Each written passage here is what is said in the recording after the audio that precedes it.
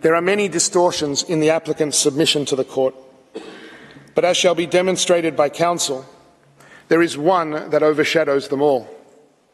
In the applicant's telling, it is almost as if there is no intensive armed conflict taking place between two parties at all. No grave threat to Israel and its citizens, only an Israeli assault on Gaza. The court is told of widespread damage to buildings, but it is not told, for example, how many thousands of those buildings were destroyed because they were booby-trapped by Hamas. How many became legitimate targets because of the strategy of using civilian objects and protected sites for military purposes? How many buildings were struck by over 2,000 indiscriminate terrorist rockets that misfired and landed in Gaza itself? The court is told of over 23,000 casualties, as the applicant repeats, as many have, unverified statistics provided by Hamas itself, hardly a reliable source. Every civilian casualty in this conflict is a human tragedy that demands our compassion. But the court is not told how many thousands of casualties are in fact militants, how many were killed by Hamas fire, how many were civilians taking direct part in hostilities, and just how many are the result of legitimate and proportionate use of force against military targets, even if tragic. And the court is also told of the dire humanitarian situation in Gaza, but it is not told of Hamas's practice of stealing and hoarding aid. It is not told of the extensive Israeli efforts to mitigate civilian harm, of the humanitarian initiatives being undertaken to enable the flow of supplies and provide medical attention to the wounded.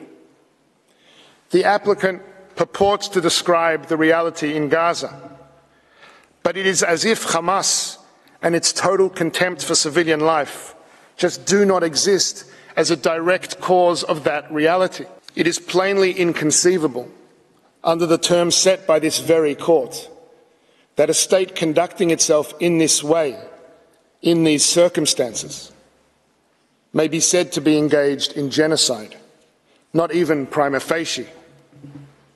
The key component of genocide, the intention to destroy a people in whole or in part, is totally lacking.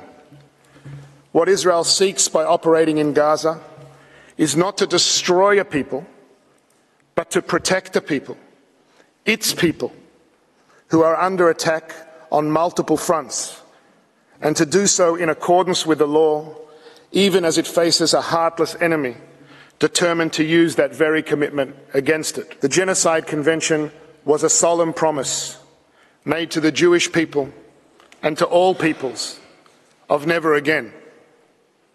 The applicant, in effect, invites the court to betray that promise.